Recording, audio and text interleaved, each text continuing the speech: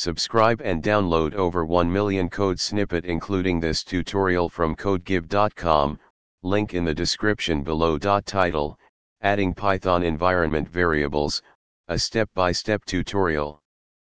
Introduction. Environment variables play a crucial role in configuring and controlling the behavior of applications on your system. In Python, you might need to set environment variables for various reasons, such as specifying paths or configuring application settings. This tutorial will guide you through the process of adding Python environment variables, providing step-by-step instructions and code examples. Step 1.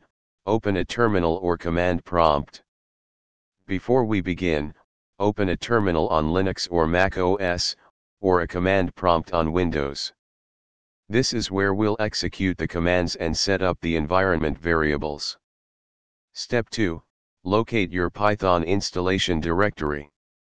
Identify the directory where Python is installed on your system. This is typically in a folder named Python or PythonXX, where XX is the version number in your system's path. Step 3. Determine the environment variable you want to set. Decide which environment variable you need to set. Common examples include Python path, which specifies additional directories to be added to the Python path, or other application-specific variables. Step 4. Set the environment variable using the terminal or command prompt. Replace variable _name with the name of your environment variable and variable _value with the desired value. Step 5. Verify the environment variable is set. This command will display the value of the environment variable you just set. Step 6. Add environment variable in Python script.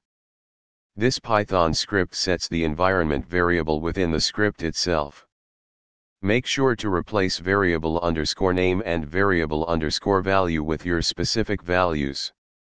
Conclusion.